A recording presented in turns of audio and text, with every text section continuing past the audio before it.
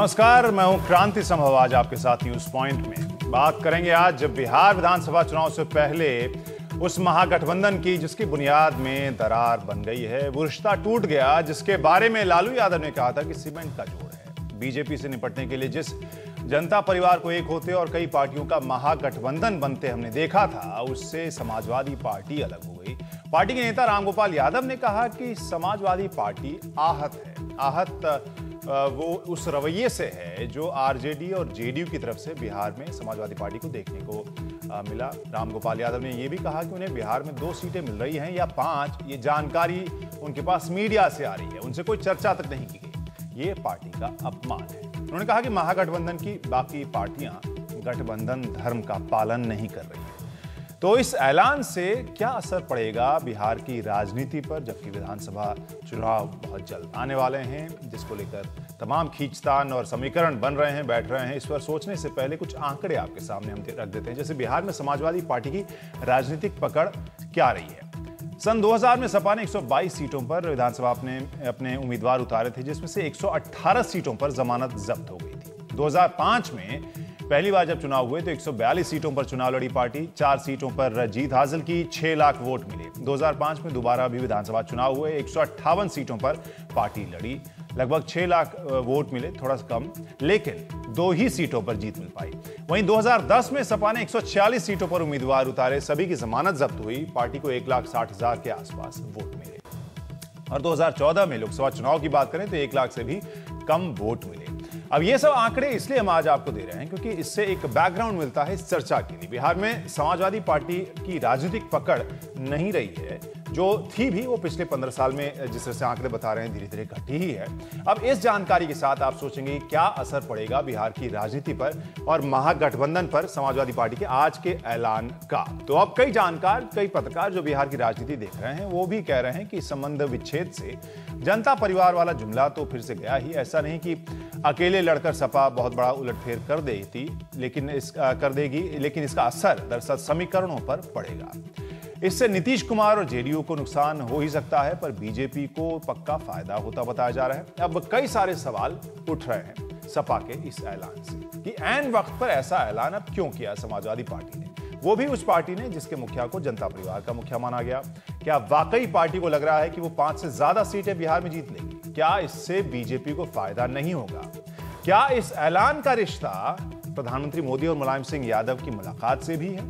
क्या आगे सपा और बीजेपी में कोई तालमेल होता नजर आएगा? और क्या समाजवादी पार्टी महागठबंधन की जीत को लेकर आशंकित थी? क्या समाजवादी पार्टी हार की आशंका से डर गई? और इन्हीं सभी सवालों पर आज हम न्यूज पॉइंट में चर्चा करेंगे, जिसके लिए हमारे साथ खास मेहमान जुड़ रहे हैं इस शो में। हमारे साथ गौरव भाटिया साहब हैं जो प्रवक्ता हैं समाजवादी पार्टी के, समित पात्रा जी हैं प्रवक्ता बीजेपी के, अजय आलोक साहब हैं जो प्रवक्ता जेडीयू के हैं, और इसके अलावा राजकिशोर तिवारी जी हैं जो एडिटर दैनिक जागरण हैं। इन सब से हम चर्चा करेंगे कि इस ऐलान के बाद जाहिर सी बात है बहुत और दिलचस्प बन गया है बिहार में जो राजनीतिक समीकरण फिलहाल चल रहा है विधानसभा चुनाव से पहले। लेकिन उससे पहले एक नजर डालते हैं कि आज क्या कुछ हुआ लखनऊ और पटना के बीच। मुलायम सिंह ने समधी लालू से हाथ जोड़ लिए। अब उनकी पार्टी समधी की पार्टी के खिलाफ मैदान में उतरेगी। 243 सीट में से 5 सीट मिलने से मुलायम नाराज हैं। इस नाराजगी का इजहार रामगोपाल ने कुछ यूं किया। उनका ये कर्तव्य बनता था कि सीटों पर फैसला करने से पहले पार्टी के विभिन्न पार्टियों से बात करते। समाजवादी पार्टी को ये जानकारी टेलीविजन और आप लोगों की कृपा से मिली। ये समाजवादी पार्टी ने इससे अपने आप को अपमानित महसूस किया। कुछ वक्त पहले लालू और मुलायम रिश्तेदार भी बन गए हैं। मुलायम के पोते की लालू की बेटी से मोहब्बत हो गई जो शादी में तब्दील हो गई। तब लालू ने इस रिश्ते पे कुछ यूं कहा था। ये परमानेंट गठजोड़ है, हम लोग मिस कर रहे थे, अब ये पक्का सीमेंटेड हो गया। लेकिन लगता है कि सीमेंट अच्छी नहीं थी। पटना में गठबंधन की रैली में भी मुलायम नहीं गए। इससे लगा कि वो अलग हो सकते हैं। लेकिन पार्टी में एक सोच ये भी थी कि गठबंधन छोड़ने का ये मैसेज जाएगा कि ऐसा उन्होंने बीजेपी को फायदा पहुंचाने के लिए किया है, खासकर तब जबकि हाल ही में मुलायम सिंह मोदी से मिलने गए थे। प्रधानमंत्री से मिलने में डील हो जाती नहीं। अगर देश के प्रधानमंत्री से कल हमारे मुख्यमंत्री से रोज बीजेपी के और बीएसपी के लोग मिलते हैं तो क्या डील हो जाती? इसके पहले 6 समाजवादी दलों का विलय कर एक समाजवादी परिवार बनाने की कोशिश हुई थी। उसका निशान साइकिल होता, जो सपा का निशान है, और अध्यक्ष मुलायम सिंह। रामगोपाल ने कहा कि यह पार्टी के डेथ वारंट पे दस्तखत करने जैसा होता। मैं जानता था कि बिहार के चुनाव के वक्त ये स्थिति आएगी जब ये सब अलग अलग होंगे, इनमें समझौता नहीं हो सकता। उस स्थिति में ये पार्टी अगर टूटती तो न हमारे पास नाम रहता, न हमारे पास चिन्ह रहता। चूंकि बिहार में समाजवादी पार्टी का कोई आधार नहीं है, इसलिए वहां के चुनाव में इसका कोई खास असर नहीं होगा। लेकिन अगर इस इल्जाम ने तूल पकड़ा कि ये बीजेपी को फायदा पहुंचाने के लिए किया गया है, तो यूपी में आगे चल के पार्टी को इसका नुकसान भी हो सकता है। लखनऊ में कैमरामैन रमेश वर्मा के साथ कमाल खान, एनडीटीवी इंडिया।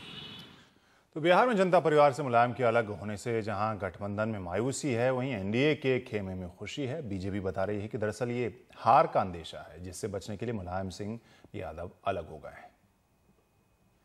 दिल्ली के पत्रकारों को बिहार में अपनी राजनीति समझाने आए शरद यादव को अचानक गठबंधन में टूट की खबरों ने घेर लिया। हालांकि वो ये भरोसा दिलाते रहे कि मुलायम सिंह यादव को मना लिया जाएगा। शरद जी, बहुत कोशिश हुई पिछले कई महीनों से सभी जनता परिवार के अलग अलग घटक दलों को साथ लाने की, लेकिन बिहार चुनाव से ठीक पहले सपा का जो ये फैसला, आपको लगता है एक सेटबैक है इस कवायद की? नहीं, ये न सेटबैक है, न झटका है, न हलाल है। जब गठबंधन बनते रहता है तो इसके पहले कितना आपस में होते रहा, लेकिन अल्टीमेटली गठबंधन बन गया और ये गठबंधन जो है पक्का और मुकम्मल रहेगा, ये मैं आपसे कह सकता हूँ। मुलायम की नाराजगी की खबर ने गठबंधन के दूसरे सहयोगियों को भी मायूस किया है। माननीय मुलायम सिंह यादव जी हम लोग के अभिभावक हैं और उससे बढ़ के मेरे रिश्तेदार हैं, और कोई नाराजगी होगी तो हम लोग निश्चित रूप से करेंगे। ये लड़ाई सांप्रदायिकता के जहर को निकालने की लड़ाई है, ये कोई व्यक्ति का लड़ाई नहीं है। मुलायम सिंह जी वो समाजवादी पार्टी के तमाम नेताओं में बुजुर्ग तरीन हैं और उनका मान सम्मान बहुत है। अगर वो किसी बात पर नाराज हैं तो मैं समझता हूं कि लालू जी, नीतीश जी और हमारा कांग्रेस के जो धड़ा है वहां पर मिलकर उस सिलसिले को सॉर्ट आउट करेंगे। लेकिन एनडीए का खेमा इसे गठजोड़ के डर और नीतीश की तानाशाही के तौर पर पेश कर रहा है। जो पटना में स्वाभिमान रैली हुआ और उस मंच पर खड़े होकर के जिस राजनीतिक पार्टी ने उस मजमे को देखा, वो हिल गए और उस दिन ही शायद समाजवादी पार्टी ने ये महसूस कर लिया कि ये गठबंधन में दम नहीं। नीतीश कुमार डिक्टेटर है, वो इसी के साथ में हुआ, आशा कर्मी के साथ में यही हुआ, आंगनबाड़ी के साथ में यही हुआ, शिक्षक के साथ में यही हुआ, होमगार्ड के साथ में यही हुआ। मुलायम वो शख्स रहे जिनकी वजह से बिहार में नीतीश लालू साथ आ सके। बेशक बिहार में सपा का कोई आधार नहीं है, लेकिन इस अलगाव का राजनीतिक दबाव जेडीयू आरजेडी गठबंधन महसूस कर रहा है। दिल्ली से कैमरामैन सुरेश के साथ हिमांशु शेखर, एनडीटीवी इंडिया। और इस पर चर्चा करते हैं, हम सीधे चलते हैं गौरव भाटिया के पास। सर, ये समझना चाहेंगे कि अपमान की बात समाजवादी पार्टी कह रही है और जिस वक्त आपने संबंध विच्छेद किया है वहां पर क्या हम इसे इस तरीके से देखें कि उस अपमान का बदला लिया है पार्टी ने? नहीं, सबसे पहले देखिए क्रांति जी, ये समझने की जरूरत है कि कुछ समय पहले जब सभी दल एक साथ आए थे तो एक बहुत ही मजबूत विचारधारा के साथ आए थे और ये विचारधारा जो उन्हें साथ लाई थी वो पथ निरपेक्षता की थी और सांप्रदायिकता की जो राजनीति करती है भाजपा, उसके खिलाफ एक मजबूत विकल्प तैयार हो, इसकी बात हुई थी। लेकिन उसके बाद जब राष्ट्रीय अध्यक्ष और अध्यक्ष माना गया माननीय मुलायम सिंह यादव जी को, तो मैं समझता हूं गठबंधन की मर्यादा होती है और मर्यादा में ये जरूर उम्मीद की जाती है कि जो भी घटक दल होंगे वो आपस में बातचीत करेंगे, विचार विमर्श करेंगे, उसका जो भी नतीजा निकले, किसको कितनी सीट मिलती है, बात इसकी पहले नहीं है। पहले बात इसकी है कि अगर आपने किसी को अपने दल का नेता माना है, अध्यक्ष माना है, तो उनसे आप हर बात पे चर्चा करेंगे, विचार विमर्श करेंगे। मैं समझता हूं कहीं ना कहीं जो और दल थे उनसे ये चूक हुई कि उन्होंने एक तरफा फैसला लेते हुए बिहार के चुनाव में सीटों का बंटवारा कर दिया और ये खबर हमारी पार्टी को मीडिया के माध्यम से पता चली। इससे जो पार्टी का वर्कर है उसका भी अपमान हुआ और बाकी जो लोग हैं उनका भी अपमान हुआ। बहुत दर्द के साथ ये फैसला इसलिए समाजवादी पार्टी को लेना पड़ा। लेकिन जो हमारी लड़ाई है सांप्रदायिकता के साथ, जो ताकत जो भाजपा फैलाती है उसके खिलाफ हम लोग लड़ते रहेंगे, उससे हम लोग पीछे नहीं हटेंगे। और जो हमारा बिहार का संगठन है उसने साफ कहा है कि हमारा संगठन बिहार में मजबूत है। अगर हम अकेले भी लड़ते हैं तो जितनी सीटें हमें दी जा रही थी उससे बहुत बेहतर प्रदर्शन हम अकेले अपने दम पे करने में सक्षम है। इन सब बातों का ध्यान में रखते हुए अगर दी जा रही थी तो आप 5 से ज्यादा सीटें जीतने की फिलहाल हैसियत में है समाजवादी पार्टी बिहार में। राजनीतिक उसकी का आधार इतना है। हम बिल्कुल ये बात कह रहे हैं कि जब हमारा वहां संगठन है, हम जनता परिवार जो बन रहा था उसका एक अहम हिस्सा थे और मुलायम सिंह यादव जी अध्यक्ष इस दल के माने गए, तो क्या ये उचित नहीं होता कि उनसे वार्तालाप होती, बातचीत होती।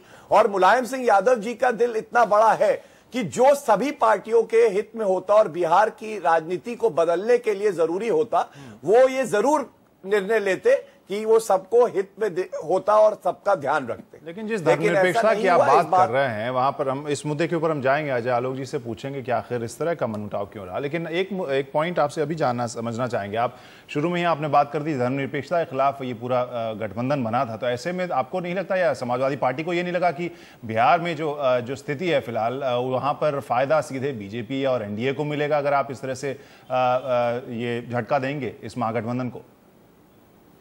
नहीं क्रांति जी, मैं एक चीज जरूर कहूंगा कि अभी समाचार आ रहे थे कि शरद यादव जी मिल रहे हैं मुलायम सिंह यादव जी से। कोई भी इस वक्त टिप्पणी करना उचित नहीं होगा। वार्तालाप हो रही है, देखते हैं उसका क्या नतीजा होता है। लेकिन सिद्धांत के रूप में बहुत सी ऐसी विचारधाराएं और बातें हैं जिसमें हम लोगों का एक मत है, एकजुट होके हम लोग आगे काम कर रहे थे, वो बहुत ही अच्छा कदम था। लेकिन अकेले भी हम इतने सक्षम हैं, चाहे बिहार हो चाहे उत्तर प्रदेश हो, समाजवादी पार्टी को अनदेखा करके कोई राजनीति नहीं कर सकता, ये बात साफ है।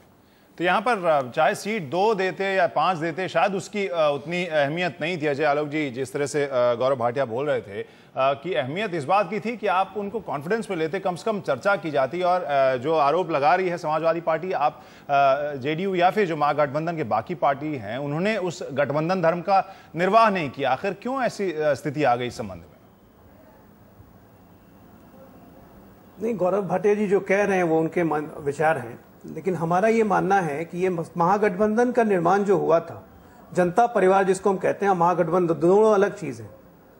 जनता परिवार एक हमने बनाया था जो कि एक देश के राष्ट्रीय परिप्रेक्ष्य में ये बनाया एक लिया हुआ कदम था जो देश को कैसी दशा दिशा तय करेगी। और इसके मुखिया को हमने माननीय मुलायम सिंह यादव जी इसके मुखिया चुने गए थे और उन्हीं के नेतृत्व में ये जनता परिवार आगे बढ़ रहा है।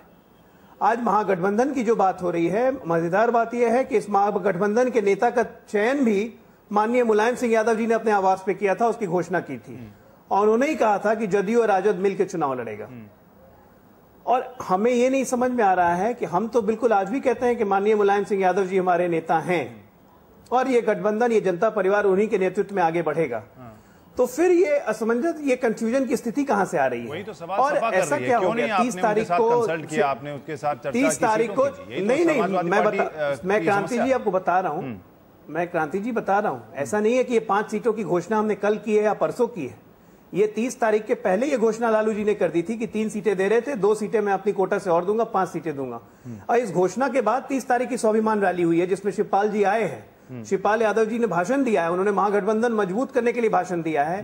नेताजी का संदेश कहा है कि नेताजी का ये संदेश है बिहार की जनता के लिए कि इस महागठबंधन को और मजबूत करना है और बिहार से भारतीय जनता पार्टी को खदेड़ देना है।